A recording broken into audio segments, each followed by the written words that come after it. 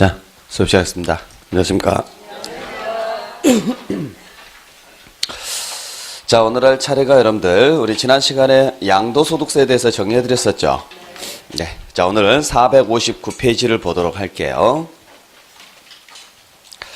자, 우리 이제, 지난 시간에 여러분들 양도소득세 개념, 자, 소득세라는 것은 이런 것이고, 그 다음에 그 중에서 양도소득세라는 것은 이런 것이다라고, 이러한 부분들에 대해서 여러분들 간단하게 말씀드렸을 거예요. 그래서, 자, 양도소득세는 법률에 의해서 열거된 자산을 유상으로 사실상 이전함으로 인해서 발생하는 소득에 대해서 내는 세금이라 그랬죠? 자, 그래서 양도소득으로 과세가 되려면 첫 번째 전제 조건이 열거된 자산을 양도해야 된다. 그래서 열거된 자산에 크게 5개가 있었네요. 부동산, 부동산에 관한 권리, 기타 자산, 주식, 파생상품이라는 게 있었죠. 그래서 앞자만 따서 부부, 기죽, 파. 기억나세요? 네.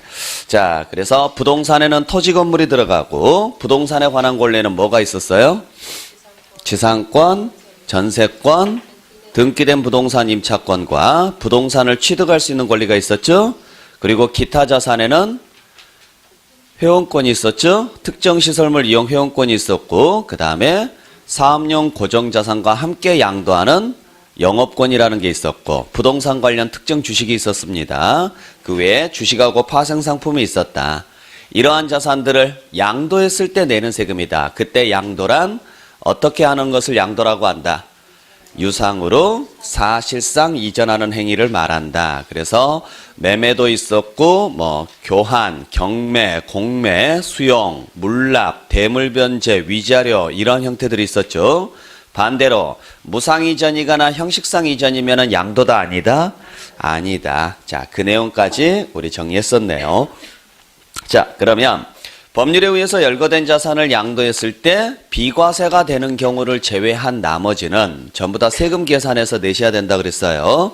자, 그래서 오늘 세금 계산하는 구조, 여러분들 교재 459페이지를 정리하겠습니다. 자, 이 계산식은 외워가지고 오시라 그랬죠? 외워가지고 오라 그랬어요. 외우셨죠? 네. 자, 그래서 우리 양도소득세 어떻게 계산하느냐. 자, 우리 교재에 나와 있는 대로. 자, 제일 처음에 뭐에서부터 출발해요? 양도가액에서부터 출발합니다. 그래서 양도가액에서 뭘 공제해서? 필요경비를 공제하죠. 그래서 양도가액에서 필요경비를 공제해서 양도차익이라는 걸 구하고, 여기에서 장기보유 특별공제라는 걸 해줘야 돼요. 그래서 장기보유 특별공제까지 해서 뭘 구하시고? 양도소득금액을 구하시고, 다시 양도소득금액에서 무슨 공제를 해서요? 양도소득 기본공제라는 걸 하셔야 돼요. 그렇게 해서 나온 최종값을 양도소득 과세표준이라고 하고, 과세표준이 나왔으니까 뭘 곱하셔야 돼요? 세율을 곱하셔야죠. 그래서 뭘 구하시면 돼요? 산출세액을 구하시면 되겠죠. 자, 그래서 이 산출세액을 기준으로 해서 최종적으로 납부할 세액을 구하시면 돼요. 자, 그래서 출발이 뭐에서 출발하느냐면 가액에서 출발합니다. 그리고 차익을 구한 다음에 소득금액을 구하고 마지막에 가서 과세표준을 구하고 세액을 구하시면 되죠. 자, 그래서 각각에 대해서 나오는 용어들을 정확하게 보셔야 돼요. 자, 통상적으로 봤을 때 우리가 세금을 어떻게 계산하느냐면 뭐에다 뭘 곱해요? 과세표준에다가 세율을 곱하죠. 근데 대부분의 과세표준은 뭐가 과표냐면 가액이 과세표준이에요. 그러니까 취득세 과세표준이 뭐예요? 취득가액이에요. 등록면허세 과세표준은 등록가액입니다. 재산세 과세표준은 재산가액이에요. 근데 양도소득세 과세표준은 양도가액이 아니라 양도가액에서 필요경비와 특별공제와 기본공제를 한 금액으로 한다 이렇게 가셔야 돼요. 자, 그래서 우리 취득세는 글자 그대로 왜 내는 세금이에요? 취득했으니까 내는 세금이죠? 그래서 그 취득한 금액이 과세표준인 거예요. 자, 재산세는 왜 내는 세금이에요? 재산이 있으니까 내는 세금이죠. 바로 그 재산가액이 과세표준인 거예요. 근데 양도소득세는 양도에서 내는 세금이 아니죠. 양도에서 소득이 생겨야 내는 세금이에요. 그래서 양도가액이 과세 표준이다. 그럴 수는 없다라는 거죠.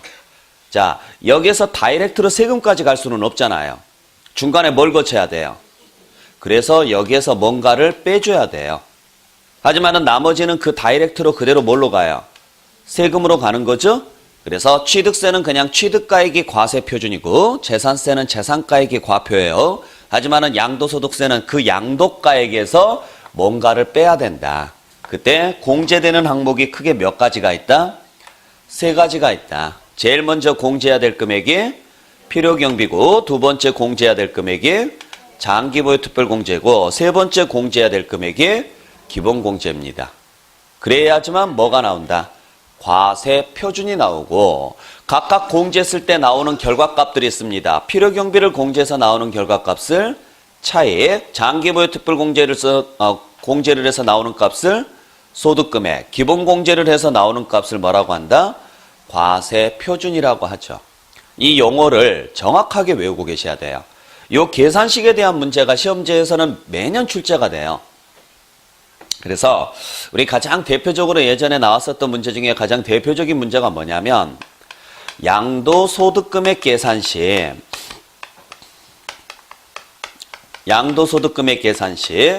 가장 나중에 공제되는 것은 뭐냐, 이런 식으로 문제가 나온 적이 있었는데, 자, 양도소득금액 계산식 가장 나중에 공제되는 게 뭐예요? 뭐라고요? 기본공제요? 아니에요. 그죠? 기본공제라고 하면은 틀리죠? 그죠? 왜냐면, 자, 기본공제라고 예전에 이 문제가 시험지에 나왔을 때는 기본공제라고 많이 했었어요. 그래서 거의 오답률이 약 한 7, 80% 정도 나왔었는데 대부분의 사람들이 다 이것만 봐요. 가장 나중에 공제되는 건 뭐냐? 그러면 내가 외웠던 것 중에서 가장 마지막에 공제되는 게 뭐냐면 기본공제거든요. 근데 중요한 포인트는 뭐예요? 얘를 물어봤다라는 거죠, 얘를. 그러면 얘 위치가 어디냐라는 거죠. 소득금액의 위치는 여기예요. 얘 계산할 때 가장 마지막에 공제되는 것은 뭐예요? 장기보유 특별공제죠. 그러니까 뭘 물어봤느냐에 따라서 답은 달라져야 된다는 거죠. 자, 소득금액을 물어봤으니까 장특공제가 가장 마지막에 공제됩니다. 반대로 과세표준을 물어봤을 때는 기본공제가 가장 마지막에 공제되는 거죠. 그래서 차익을 물어봤느냐, 소득금액을 물어봤느냐, 과세표준을 물어봤느냐, 여기에 따라서 여러분들 답이 달라져야 돼요. 그래서 계산식을 정확하게 글자 하나하나 정성 들여서 외우셔야 돼요. 아셨죠? 예. 자, 그러면 이걸 외우는 것은 여러분들 몫입니다. 자, 그렇다면 일단 뜻을 한번 이해를 해보죠. 자, 양도소득세는 왜 내는 세금이냐면 양도에서 뭐가 나와야 돼요? 소득이 나와야 돼요. 즉 이익이 나와야 됩니다. 그래서 이익을 계산하기 위해서 일단 뭘 알아야 되느냐면 수익금액이 얼마인지를 알아야죠. 그리고 이 돈을 벌기 위해서 지출한 금액이 얼마인지를 알아야죠. 그래서 수입에서 지출을 빼서 뭐가 나오면 이익이 나와야 된다라는 이야기죠. 그래서 그 수입에 해당하는 금액을 뭐라고 표현해요? 가액. 지출에 해당하는 금액을 뭐라고 표현하고요? 경비라고 표현을 하는 거죠. 그리고 이익에 해당하는 금액을 뭐라고 표현하고요? 차익이에요. 아시겠죠? 자, 그래서 가액하고 차익은 같은 말이에요? 다른 말이에요? 다른 말이라는 거죠. 가액은 내가 팔아서 받은 금액의 총액이고 차익은 거기에서 비용을 빼서 순수하게 남은 금액을 이야기하는 거고요. 그래서 예전에 시험지에 나왔을 때 양도소득금액 계산 시 총수익금액은 양도차익이다, 이렇게 나온 적이 있어요. 수익금액은 차익이 아니라 뭐예요? 가액이에요. 내가 5억 원에 팔았다. 그러면 5억 원만큼 뭐가 있었어요? 수입이 생긴 거죠, 수입이. 그건 차익이 아니라 뭘 이야기하는 거예요? 가액을 이야기하는 거예요. 자, 그래서 일단 이익을 구하기 위해서 가액에서, 즉 수입에서 지출을 빼서 뭘 구하시면 돼요?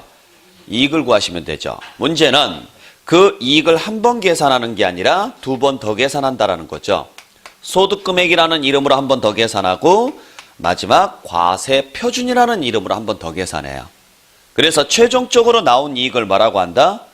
과세표준이라고 하고 거기에 일부를 뭘로 내주시라는 거예요? 세금으로 내주세요. 바로 우리가 내야 될 그 세금을 뭐라고 표현하느냐면 세액이라고 표현하는 거죠. 아시겠죠? 자, 그러면 일단 이익이 계산이 됐어요, 안 됐어요? 이익이 계산이 됐죠? 그런데 바로 세금 계산하지 아니하고 여기에서 두 개를 더 공제를 합니다. 하나는 뭘 공제해요? 장기보유 특별공제를 한다라는 거죠. 왜 장기보유 특별공제를 해야 될까? 자, 글자 그대로 해석하시면 돼요. 장기보유 특별공제는 왜 해주는 거예요? 장기간 보유했기 때문에 특별히 공제해 주겠습니다라는 제도죠. 왜 이걸 해줘야 돼요? 투기 방지, 그죠? 자, 근데 투기 방지보다는 더 큰 뜻이 하나 있죠. 자, 예를 들어서 우리가 1억에 취득을 했습니다. 취득을 할 때 1억에 취득을 해서 10년을 가지고 있었어요. 10년을 가지고 있다가 얘를 얼마에 팔았느냐? 4억에 팔았다라고 가정을 하죠. 자, 그러면 1억은 뭘 말해요? 지출한 금액을 말하겠죠? 1억을 주고 샀으니까 그러면 4억은 뭘 말하는 거예요?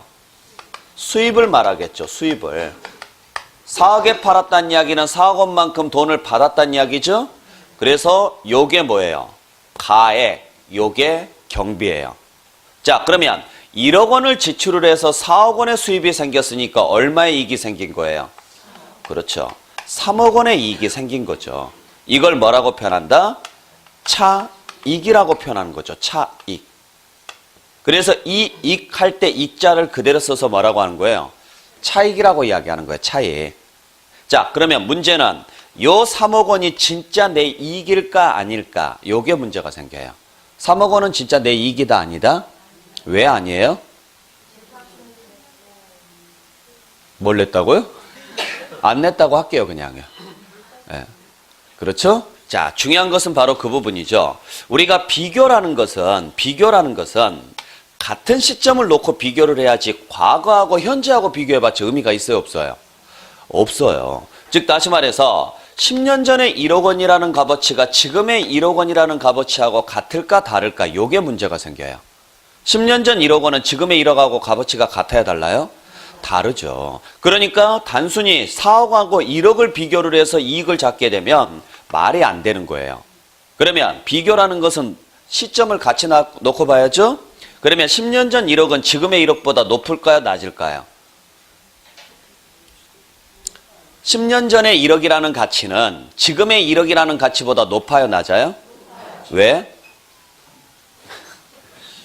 인플레이션이니까. 우리나라는 인플레이션이죠. 즉 다시 말해서 물가 상승이죠. 물가 상승이라는 것은 화폐 가치의 하락을 뜻하죠. 즉 다시 말해서 시간이 지날수록 화폐 가치는 어떻게 돼요? 떨어진다라는 이야기예요. 즉 과거의 화폐 가치가 훨씬 더 지금의 화폐 가치보다는 높았죠. 그래서 10년 전 1억은 지금의 1억보다는 높을 거라는 거죠. 그러면 같은 시점을 놓고 보면 실제 내가 낸 이익은 이거밖에 안 돼요. 근데 요걸 계산하기 위해서는 지금 10년 전의 1억이 지금의 얼마고 값어치가 같을까 이걸 계산을 해야 되는데 요걸 계산하기가 쉬워요, 어려워요? 어렵죠. 그렇죠? 자, 상식적으로 생각해 보세요. 지금부터 우리가 10년 전이라고 하면은 2007년도입니다. 2007년도 택시 기본 요금이 얼마였었냐고요? 기억이 나세요? 나시기는? 잘 모르겠죠? 그때 당시 택시 기본 요금이요. 1,200원에서 1,500원이었어요. 지금 택시 기본 요금이 얼마예요? 거의 2,800원에서 3,000원 정도 하죠. 그러니까 그때 당시 1,500원 주고 탈 수 있던 택시를 지금은 3,000원을 줘야지만 탈 수가 있다라는 이야기죠. 그러면 10년 전에 1,500원의 가치는 지금의 얼마하고 가치가 같아요? 3,000원하고 가치가 같다라는 거죠. 만약에 택시 기본 요금을 가지고 물가 상승률을 계산을 한다면 10년 전에 1억은 지금의 얼마하고 가치가 같아요? 2억하고 가치가 같다라는 이야기예요. 2배가 뛰었으니까. 그렇죠? 지금은 10,000원짜리 가지고 어디 나가서 뭐 할 게 있어요, 없어요? 있긴 있어요. 있긴 있는데 거의 없죠? 한정돼 있죠? 옛날에는 10,000원 가지고는 할 게 되게 많았어요. 마트 가서 10,000원 가지고 살 수 있는 게 되게 많았는데 지금은요? 10,000원 가지고는 살 수 있는 게 거의 없어요. 한 2개 사면 2개 정도 못 사죠? 거의 과자는 한 2개 사면 모를까? 그 외에는 거의 살 수 있는 게 거의 없다라는 거죠. 그만큼 10,000원이라는 가치도 이제는요. 가치가 많이 떨어졌어요. 하지만은 예전에는 정말 1,000원짜리, 500원짜리만 들고 있어도 할 수 있는 게 되게 많았었다는 이야기죠. 자, 그러한 것들을 고려를 해야 되지 않겠느냐 이야기예요. 그런데 그 10년 전의 가치를 지금의 가치로 평가를 하려고 봤더니 너무 복잡해요. 그래서 어떻게 하기로 했느냐? 그냥 단순히 숫자상으로만 계산하자. 단순히. 그게 바로 뭐예요? 차익이에요. 그래서 숫자상으로 계산을 해서 이익을 잡은 다음에 그게 오랜 시간에 걸쳐서 발생된 이익이라면 그 안에는 내 이익 외에 단순히 화폐 가치의 변동률이 들어가 있을 거 아니냐. 이걸 뭐 해줍시다? 공제해 줍시다 라고 해서 만들어 놓은 제도가 무슨 제도예요? 장기보유 특별공제예요. 만약에 얘를 공제하지 않게 되면 더 오래 가지고 있을수록 이익은 어떻게 돼요? 엄청나게 크게 잡혀요. 근데 실제 내가 낸 이익은 얼마 안 되죠. 얼마 안 되는데 뭐 때문에 이익이 크게 잡혀요? 화폐 가치의 변동률 때문에 이익이 크게 잡힌다는 이야기예요. 그렇죠? 그래서 자, 우리가 예를 들어서 85년도, 86년도, 예를 들어서 90년도 초반에 아파트 얼마 주면 살 수 있었는지 아세요? 80년도 후반이나 90년도 초반에 서울에 있는 아파트. 그때 한 5천에서 6천이면 살 수 있었어요. 진짜로요. 그러면 그때 5천만 원 주고 샀다라고 가정을 하죠. 강남에 있는 아파트를 지금 파는데 16억에 팝니다. 그러면 5천만 원 주고 사가지고 지금 16억에 판다. 그러면 어떻게 돼요? 15억? 5천만 원이 양도 차익인 거예요. 이게 말이 되냐고요. 이때 당시 5천만 원이면은요, 그때 당시 80년도 후반에 5천만 원이면 지금의 거의 5억이나 6억에 가까운 금액이에요. 그죠? 예. 그래서 그때 당시 일반 기업의 평균 연봉이 3천, 4천이었어요. 일반적으로 대기업이라고 했었던 연봉이. 그러니까 지금하고는 비교가 안 되는 거예요. 이걸 고려하지 않고 그대로 이익을 잡게 되면 오래 가지고 있는 사람일수록 억울할 수밖에 없죠. 그러면 오래 가지고 있는 사람일수록 이익이 너무 극대화가 되다 보니까 실제 본인이 느끼는 이익은 있어요, 없어요? 없어요. 그때 내 재산 전체 다 털어가지고 산 건데 그게 단순히 화폐 가치가 변해서 이익이 조금 더 생긴 것뿐인데 그 차이를 전혀 고려하지 않는다 그러면 오래 가지고 있는 사람일수록 세금으로 다 쏟아낸다라는 이야기예요. 그죠? 그러면은 파는 게 나아요? 안 파는 게 나아요? 안 파는 게 낫죠. 어차피 그럴 바에는. 그래서 그냥 갈아엎어버려요. 사람들이. 그래서 이래서는 안 되겠구나. 그래서 만들어 놓은 제도가 바로 뭐예요? 장기보유 특별공제예요. 그러면 오래 가지고 있을수록 짧게 가지고 있는 사람보다 오래 가지고 있는 사람일수록 뭐 해줘야 돼요? 공제를 더 많이 해줘야 돼요? 안 해줘야 돼요? 해줘야 되죠. 그래서 장기보유 특별공제는 시간이 지날수록 더 공제를 많이 해줍니다. 그러므로 인해서 실제 본인이 낸 이익만 따로 잡자라는 이야기죠. 아시겠죠? 자, 그래서 장기보유 특별공제는 화폐 가치의 흐름에 따라서 변동률을 제거하기 위해서 만들어 놓은 거고 그게 이제 부수적으로 투기까지 억제하는 거죠. 단기간에 팔게 되면 어차피 공제 안 해주겠습니다. 장기간 보유한 사람에 대해서만 공제를 해주겠습니다라는 구조로 넘어가는 거니까. 아시겠죠? 근데 만약에 이 구조가 인플레이션 구조가 아니라면 의미가 있어요, 없어요? 없죠. 반대로 물가 하락이다, 디플레이션이다라고 이야기하게 되면 화폐 가치가 오히려 오르는 거죠? 그러면 이 구조 자체는 의미가 없죠. 그래서 장기보유 특별공제는 딱 우리나라 환경에 맞춰서 만들어 놓은 제도예요. 아시겠죠? 그래서 좀 이따 말씀드리겠지만은 장기보유 특별공제는 국외 양도자산에 대해서는 적용한다, 안 한다? 안 합니다. 거주자인 경우에는 국내뿐만 아니라 국외 소득에 대해서 다 납세의무가 있다 그랬죠? 그때 장기보유 특별공제는 국내 자산에 한해서만 적용하는 제도예요. 자, 그래서 단순히 숫자상 이익을 차익이라고 한다면 거기에서 장특공제를 제외한 실제 이익을 뭐라고 표현하는 거예요? 이걸 소득이라고 표현하는 거죠. 그러면 이제 진짜 내 이익이 나왔어요, 안 나왔어요? 나왔죠? 자, 그러면 바로 세금 계산하면 되는데 거기에서 하나 더 빼주는 공제가 있네요. 그게 무슨 공제예요? 기본공제예요. 자, 기본공제는 왜 해줄까? 이걸 왜 빼줘야 될까라는 게 문제가 생기는데, 자, 우리가 돈을 버는 목적이 뭐예요? 여러분들 돈을 왜 버세요? 그래요. 먹고 살려고. 어떻게? 그건 나중 문제고. 잘 먹고 사는 것은 나중 문제예요. 어떻게 먹고 살려고? 기본적으로 사람답게 먹고 살기 위해서예요. 사람답게. 그죠? 그러니까 사람 구실을 하면서 사람답게 살려면 최소한의 기본적으로 들어가는 비용들이 있어요. 그렇죠? 일단 의식주는 기본적으로 해결은 돼야 되겠죠? 거기에 교육 받아야 돼요? 안 받아야 돼요? 받아야 돼요. 옛날에 부모님들이 보통 어르신들이 이야기할 때 네가 어디 가서 사람 구실하려면 공부해야 돼 라는 이야기 많이 하잖아요. 그러니까 교육비 이런 것들 또 아프면은 놔둬야 돼요? 대충요 할머니 손 약손해가지고요 대충 배 문질러 주면은요 알아서 나아요? 그건 아니죠. 그죠? 그러니까 우리가 돈을 안 벌어도 살 수 있어요 없어요? 돈을 안 벌면 살 수 있어요 없어요? 아 진짜요? 죽어요? 살 수 있냐 없냐의 문제죠. 죽어요? 물론 죽을 수도 있어요. 죽을 수도 있는데 그러면은 나는 자연이다 나온 사람들은요? 그분들은 어떻게 사는 건데요? 그러니까 중요한 것은 돈이 없어도 사람은 살 수 있습니다. 문제는 사람처럼은 못 살아요. 그렇죠? 산속에 집어넣어놔요. 정글에 집어넣어놔도 사람은요? 살아요. 물론 다 살지는 않죠? 그냥 자연의 법칙에 따라서 적자생존의 원칙에 의해서 강한 놈은 살아남고 약한 놈은 죽을 수밖에 없죠. 동물들도 다 마찬가지예요. 아프면은 그냥 나을 때까지 알아서 기다리다가 못 나오면 죽는 거고 나오면은 사는 거예요. 그런 것들이 전부 다 똑같이 움직여요. 사람도 동물의 일종이니까. 근데 사람이 공동체 생활을 하면서 뭉쳐서 살다 보니까 아픈 사람도 뭐 하는 거예요? 서로 도와주면서 고쳐주고 서로 교육을 받으면서 서로 뭐가 되는 거예요? 대화도 되고 기술 발전도 이루어지고요. 그렇게 살아가기 위해서 써야 되는 돈들이 있어요. 근데 그 돈을 먼저 빼주는 게 맞냐 아니면 국가의 세금을 먼저 내는 게 맞냐 이게 문제가 생기는데 당연히 국가가 먼저예요? 개인이 먼저예요? 개인이 먼저예요. 그래서 먼저 빼주겠습니다. 당신이 당신이 돈을 벌었으니까 그 돈 거기에 대해서 세금부터 내지 마시고 당신 먹고 사는 비용 먼저 빼드릴게요. 그래서 이걸 무슨 공제라 그래요? 기본. 이유를 달지 않겠습니다라는 이야기죠. 그래서 이걸 빼고도 돈이 남았다. 요게 많이 남을수록 부자인 거죠. 아시겠죠? 그러면 요게 많이 남을수록 뭐 하는 거냐? 잘 먹고 잘 사는 거예요. 요게 많이 남을수록.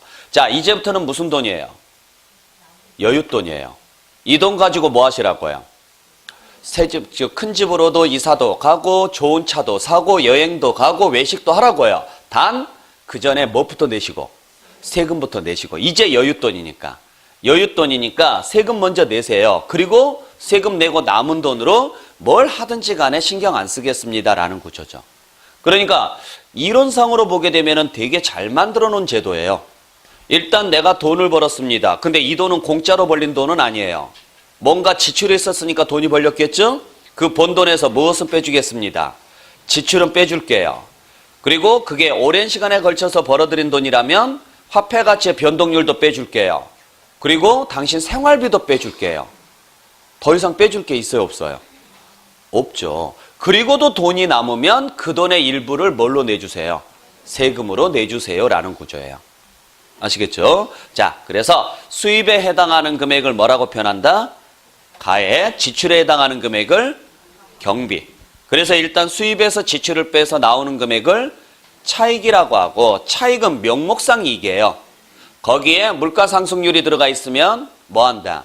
장기보유 특별공제를 해서 실질 이익을 구한다. 그래서 명목상 이익을 차익이라고 한다면 실제 이익은 뭐예요?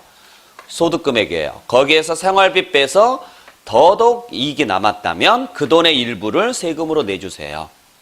잘 기억하시기 바랍니다. 자, 그러면 여기에서 포인트가 되는 단어는 어디냐? 바로 이 소득 금액이 포인트죠. 왜냐하면 우리가 지금 내는 세금이 무슨 세금이에요? 양도소득세니까 무슨 글자가 나오기 시작해야 돼요?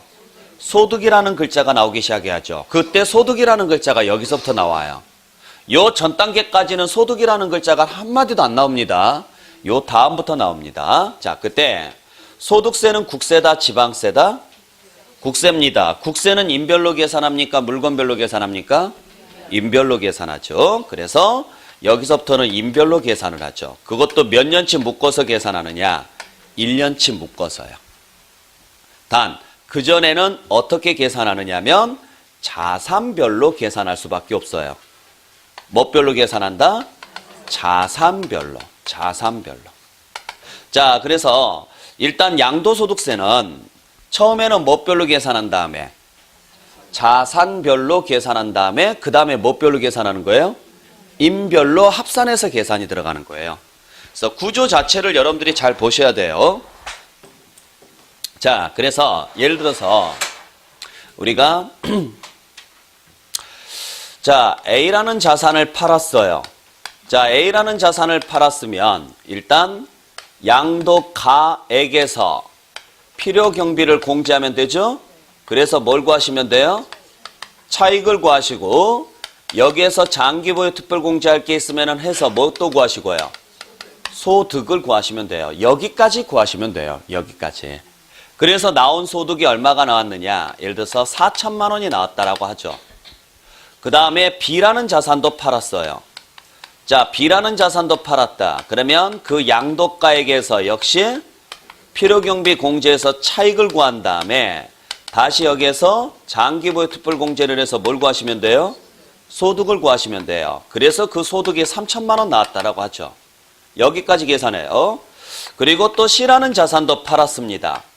그래서 그 양도가액에서 필요경비를 공제해서 차익을 구하시고 다시 여기에서 장기보유 특별공제까지 해서 뭘 구하시면 돼요? 소득을 구하시면 돼요. 이게 3천만 원 나왔다고 치죠. 자, 그리고 2017년도가 끝났습니다. 자, 그러면은 2017년도가 끝났으니까 이제 뭐 하셔야 돼요? 정산해야죠?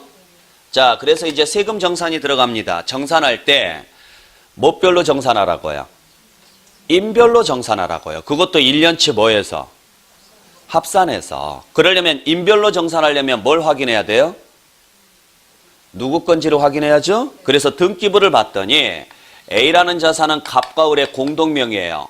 B라는 자산은 갑의 단독명의로 돼 있고 C라는 자산도 갑과 을의 공동명의라고 하죠. 지분은 동일하다.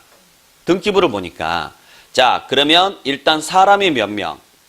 2명이니까 일단 갑이 벌어들인 소득이 총 얼마인지를 정산을 해보죠. A에서 얼마 벌었어요? 2천만 원 벌었고 B에서 3천만 원을 벌었고 C에서 1,500만 원을 벌었네요. 그러면 갑이 벌어들인 총 소득은 6,500이죠. 그죠? 이 전체 6,500의 이익에서 당신 먹고 사는 비용 그냥 하나 빼줄게요. 그게 무슨 공제? 기본 공제. 이것까지 공제하고 남은 금액이 과세 표준이 될 것이고 여기에다가 뭘 곱해서요? 세율을 곱해서 세금 계산해서 내주세요 라는 이야기죠. 신고하고 납부해 주세요. 이렇게 가는 거죠. 아셨죠?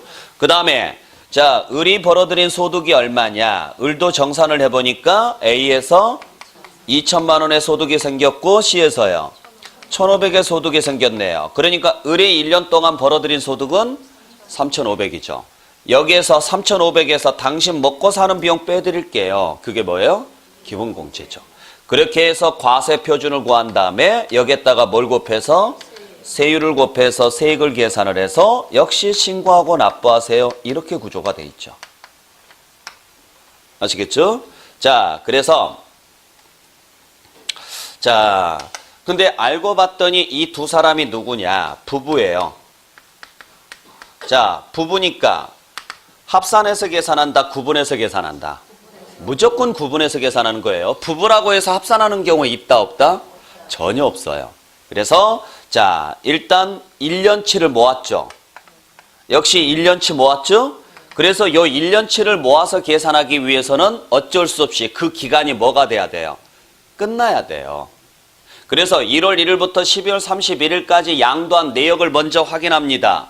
양도한 내역을 확인했더니 A 하나 팔았고 B 하나 팔았고 C 하나 팔았다. 그러면 A에서 얼마, B에서 얼마, C에서 얼마 따로따로 계산하라고요. 처음에는 뭐 별로 계산한다? 자산별로 계산해 주세요. 자산별로. 그래서 그 자산에서 나온 이익이 잡히면 그걸 1년 후에 다시 뭐 별로요? 임별로 다시 재정산해 주세요라는 이야기예요. 그렇게 해서 자기 몫에 대해서만 세금을 내시면 되는 거죠. 그렇기 때문에 부부라고 해서 연대해서 책임질 의무는 있어요, 없어요? 없다라는 거죠. 이런 식으로 가는 거죠.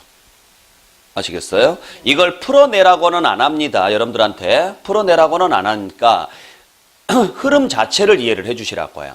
그러면 지금 보신 바와 같이 물건이 총 몇 개예요? 3개죠? 사람은 몇 명이에요? 2명이죠? 그때 장기보유 특별공제는 뭐 할 때마다 해주는 거예요? 양도할 때마다 뭐 별로 해주는 거예요? 자산별로 해주는 게 장기보유 특별공제라고 해요. 하지만은 기본공제는요, 임별로 해서 1년에 몇 번 해줘요? 딱 한 번 해주는 거예요. 1년치 싹 모아서. 그래서 여러분들 뭐하고 똑같으냐면 우리 근로자들이 연말정산할 때 의료비 공제, 교육비 공제 등 하죠. 그거 언제예요? 1월 달에 하죠. 1월 달에 할 때 1년치 다 모아서 하잖아요. 그거 한 번 해주잖아요, 1년에. 그거하고 똑같은 거예요. 그러니까 이 사람이 양도한 자산이 3개라고 하더라도 요 A에서 기본공제 하나, B에서 기본공제 하나, C에서 기본공제 하나 이렇게 해주지는 않는다고요.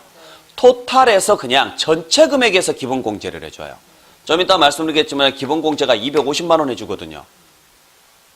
아셨어요? 그래서 기본공제 같은 경우에는 자산별로 합니다. 그러면은 맞다 틀리다? 틀려요. 임별로. 그것도 소득금액 합쳐서. 이해되셨죠? 자, 그래서 왜 우리가 공동명의로 하는 게 좋냐라고 이야기를 했었을 때 공동명의로 하게 되면은 일단은 만약에 이게 단독명의였다면 요 3개가 다 단독명의였으면은 혼자 얼마가 잡혀요? 1억 원이 잡혀요, 혼자. 그죠? 그러면 단독명의였으면은 1억 원에서 250만 원 공제해서 과세 표준을 구한 다음에 여기에 누진세를 곱하면 과표가 올라가다 보니까 세율도 같이 어떻게 돼요? 올라가요. 그리고 기본공제 딱 한 번밖에 안 되잖아요. 근데 공동명의로 하게 되면 일단 과세 표준이 몇 개로 쪼개져요? 2개로 쪼개지니까 금액이 분산됐죠. 그만큼 누진율은요, 낮아지겠죠. 거기에 기본공제도 따로따로 250만 원씩 받을 수 있으니까 금액은 크지는 않지만 조금의 효과는 있어요, 없어요? 있죠. 그래서 공동명의 하는 게 좋습니다라는 이야기예요. 단 1년에 이 사람이 지금 몇 개 팔았어요? 3개 팔다 보니까 이게 전부 다 합쳐지죠. 그래서 되도록이면 같은 해에 여러 개 팔지 마세요라는 이야기예요. 요게 합쳐지게 되면은 그만큼 어떻게 돼요?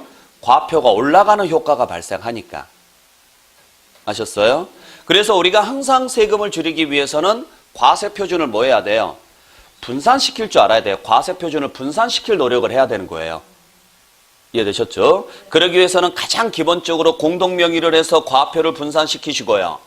공동명의를 함으로 인해서 기본공제도 따로따로 바꿔요. 단 같은 해 여러 개를 팔게 되면 그게 합산되다 보니까 효과가 반감될 수 있다. 그러니까 되도록이면 같은 해는 여러 개 팔지 마세요. 어떻게 파세요? 해를 달리해서 양도하세요. 라고 구조가 되어 있는 거죠. 이해되셨어요? 대신 마이너스 상태가 나오게 되면 그때는 어떻게 돼요? 같은 해 양도하라 그랬죠. 같은 해. 자, 그래서 이 구조 자체를 여러분들께서 잘 이해를 좀 해주시길 바랍니다. 자, 그러면 여기까지 대충 어떻게 가는지 아시겠죠? 그래서 우리가 양도소득세 신고서는 크게 2장으로 나눠요. 일단 나중에 한번 검색을 해보세요. 여러분들 양도소득세 신고서를 검색을 해보시면 여기까지 한 장을 작성을 해요. 여기까지. 그게 소득금액 계산서라 그래요. 다시 여기서부터 다시 재작성이 들어가요. 내 것만 가지고. 요게 과세표준 신고서라 그래요. 그래서 먼저 소득금액 계산서를 먼저 작성을 한 다음에 다시 과세표준 신고서를 작성을 해서 최소한 2장을 제출하는 거죠.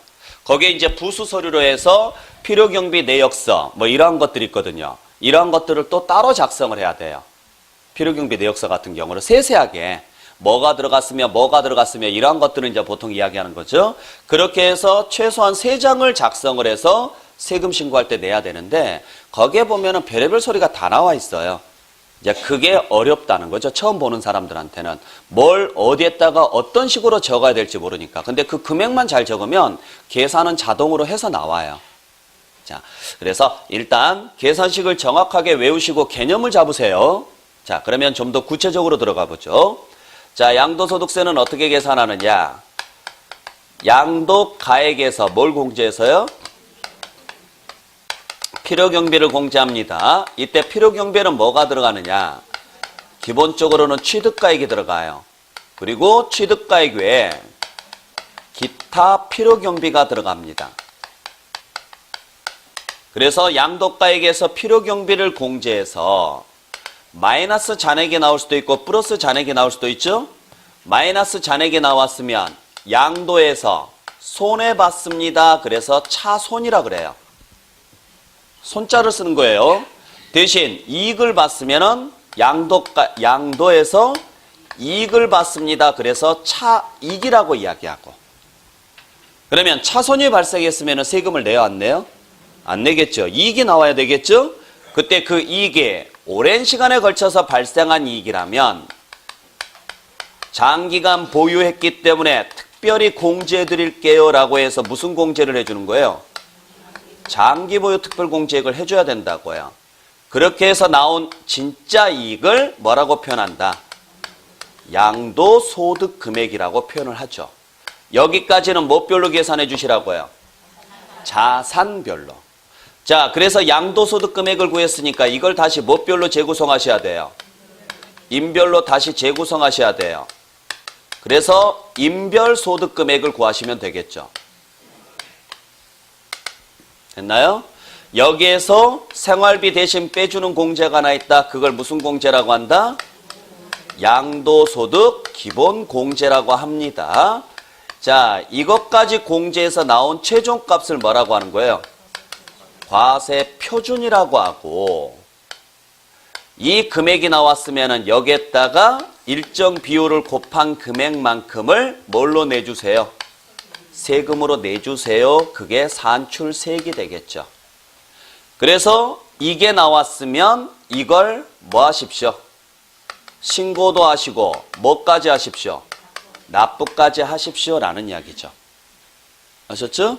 당연히 일단 내가 낼 세금이 있습니다라고 뭐 하시고 신고하시고 낼 세금이 생겼으니까 뭐까지 하시라고요? 납부까지 하십시오 라는 이야기예요. 이게 기본 구조예요.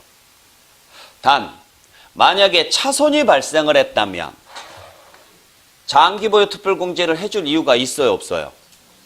없죠. 어차피 손해봤는데 거기에서 마이너스 해봤자 더 이상 의미는 없잖아요. 그래서 차손이 발생했으면 그대로 뭐냐? 차손이에요. 차손이 발생했을 때는 장기보유 특별공제 같은 거 안 합니다. 그리고 그 차손은 1년 후에 정산을 했을 때 역시 마이너스 상태로 남으면 결손금이라 그래요. 자, 그러면 결손금이 발생했다라는 이야기는 1년 동안 양도해서 손해봤다는 이야기죠. 아시겠죠? 자, 그러면 세금 낼 게 있어요, 없어요? 없죠? 그러면 신고할 필요 있어요, 없어요? 그래도 신고는 하시라고요. 왜 신고는 해야 돼요? 세무서는 모르니까. 납부는 안 해도 되니까. 어차피 납부할 건 없으니까 납부는 안 해도 됩니다. 그래도 무엇은 해주세요? 신고는 해주세요. 늘상 시험 문제 나오는 지문. 차손이 발생하거나 결손금액이 발생하는 경우에는 신고할 필요가 없다. 이런 식으로 나와요. 틀려요. 차손이 발생하거나 결손금액이 발생하더라도 무엇은 반드시 하셔야 돼요? 신고는 꼭 해주셔야 돼요. 이걸 신고하고 안 하고에 따라서 세금 내용이 달라집니다.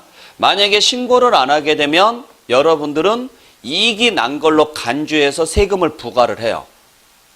이익이 났는데도 불구하고 일부러 뭐 한 걸로 보느냐? 신고를 안 한 걸로 세무서에서는 판단을 해요. 그래서 일부러 이익을 잡아요. 여러분들이 얼마에 팔았는지는 알까요? 모를까요? 알아요. 왜? 취득한 사람이 자기 이름으로 등기하면서 취득가액, 즉 다시 말해서 거래가액을 신고해 놓을 거니까 자료 요청합니다. 지자체에. 아셨죠? 그리고 이미 등기가 들어가게 되면은 등기소에서는요, 이 사람들끼리 거래했다고 해서 이쪽 지자체하고 이쪽 세무서하고 양쪽에 동시에 통보를 보내요. 그러면 일단 거래된 사실은 확인이 됐어요, 안 됐어요?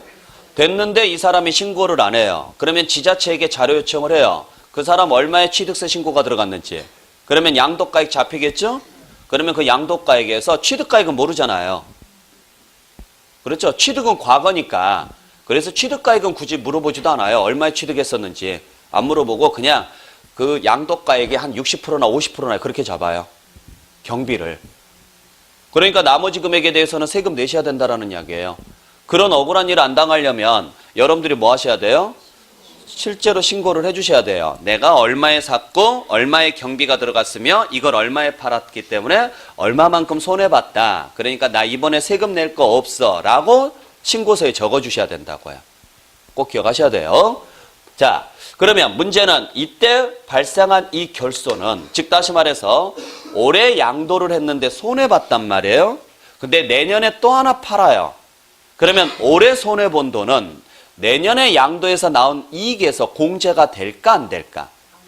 안 돼요. 그걸 무슨 공제라고 하느냐면 2월 공제라고 하거든요. 다음 연도로 넘겨서 공제하는 제도를 무슨 공제라고 한다? 2월 공제라고 해요. 근데 유일하게 2월 공제가 안 되는 경우가 양도소득세예요. 참고로 일반적으로 소득세는 2월 공제가 가능합니다. 아셨나요? 자, 그래서 예를 들어서 내가 중개업을 해요. 중개업을 하는데 2017년도에 수입에서 경비를 뺐더니 마이너스 4천만 원이 나온 거예요. 마이너스 4천만 원이. 자, 그래서 손해봤으니까 일단 손해봤다고 뭐만 하시면 돼요? 신고했죠? 자, 2018년도에 수입에서 경비를 뺐더니 3천만 원의 이득이 생긴 거예요. 그러면은 3천만 원에 대해서 세금을 내는 게 아니라 이 중에서 3천만 원을 끌어다가 와요. 그래서 세금을 제로로 만들어요. 그리고 2019년도에 역시 수입에서 경비를 뺐더니 5천만 원의 이익이 생긴 거예요. 5천만 원의 이익이. 그러면 아직 1천만 원 남았죠? 이걸 끌어다가 여기서 1천만 원 공제를 해서 나머지 4천만 원에 대해서 세금 내가지고 세금 계산해서 신고하고 납부하시면 돼요. 이게 가능해요. 이게. 자, 보통 일반적인 사업은 시작을 했으면 끝날 때까지 계속 연결이 돼요, 안 돼요? 연결이 되죠? 그러면 처음에는 오픈하기 위해서 비용이 많이 들잖아요. 그죠? 그리고 이거 오픈 준비할 때 비용이 많이 들었기 때문에 이제 중개사무소 같은 경우는 비용이 많이 들지는 않지만 일반적으로 예를 들어서 식당을 한다거나 또는 뭐 각종 사업장을 운영을 할 때 예를 들어서 뭐 투다리를 하나 한다 그래도 인테리어 비용으로 초반에요. 거의 한 1억 가까이 들어가요. 그 조그마한 곳에 하나 한다고 하더라도. 그러면 초기 자본이 그만큼 들어갔는데 수입이 그만큼 따라와요, 안 따라와요? 안 따라와요. 그래서 보통 첫 해는 무조건 마이너스예요. 그리고 이제 자본이 들어갔으니까 그 다음 해부터는 고정비가 들어갈게요. 인건비나 재료비 등밖에 없죠, 이제. 그러니까 이제 고정비가 거의 한정돼 있죠. 대신 수입은 단골 고객들이 늘어남으로 인해서 어떻게 돼요? 늘어나죠. 그 다음 연도부터는 이익이 생길 수가 있죠. 그러면 요때 자본이 많이 들어갔으니까 그 다음 연도에 이익이 생기는 게 연결이 돼요, 안 돼요? 되죠. 그래서 이때 손해본 돈은 이때 와서 뭘 받을 수 있어요? 공제예요. 여기서 공제를 다 못 받으면 이때서 공제하고 이때도 공제 다 못 받으면 또 이때 와서 공제하고 이렇게 해서 다음 연도로 2월에서 공제가 된다 안 된다? 돼요. 그래서 여러분들이 사업하시는 분들은 이걸 알고 계셔야 돼요. 전년도에 손해봤던 금액이 있으면 올해 이익난 금액에서요. 뭐 하는 거예요? 공제를 해주는 거예요. 그래서 올해 이익이 너무 많이 난다. 그래서 세금으로 다 나갈 것 같다 그러면은 어차피 해야 될 거 그때 리모델링 공사를 해버리는 거죠. 그렇게 해서 비용을 털어버리는 거예요. 신기하듯이 말씀하시면 안 돼요. 아셨죠? 물론 이제 하고 말고는 알아서 하시면 돼요. 근데 요게 유일하게 안 되는 게 양도소득세예요. 양도소득세는 연결이 되는 게 아니라 팔므로 인해서 그 거래가 끝나버린 거죠. 그러니까 다음에 양도한 자산하고는 관계가 전혀 없어요. 그래서 양도소득세는 그 해에 마이너스 났다. 그러면 그걸로 끝이에요. 다음 연도로 2월에서 공제가 된다 안 된다? 안 되는데 같은 해는 공제를 받을 수 있죠. 같은 해에 양도한 것에 대해서는. 언제 양도한 것에 대해서는? 같은 해에. 그래서 공제를 해서 차손이 있으면 다른 소득하고 공제를 해서 여전히 차손이 더 크면 무슨 잔액이 남아요? 마이너스 잔액이 남잖아요. 그러면 그냥 결손인 거고, 만약에 소득이 더 크면 플러스 잔액이 남겠죠. 그때는 소득인 거죠. 그러니까 마이너스 나는 자산을 공제받기 위해서는 그 해에 무슨 자산을 팔아야 돼요? 플러스 나는 자산을 팔아야죠. 이익이 나는 자산을 팔아야죠. 아셨어요? 그러면은 같이 공제가 된다, 안 된다? 공제된다. 상계 처리가 가능하다라는 이야기죠. 하지만은 다음 연도에 양도한 자산하고는 상계 처리가 된다, 안 된다? 안 돼요. 무슨 말인지 아시겠어요? 그러니까 이러한 것들을 알고 여러분들께서 거래를 하시라는 거죠. 네. 자, 그래서 여기까지가 여러분들이 보셔야 될 양도소득세 전체 구조입니다. 자, 일단 흐름을 잘 보시고 잠시 쉬었다가 세부적으로 들어가도록 할게요. 쉬었다 갑니다. 지우지 마세요.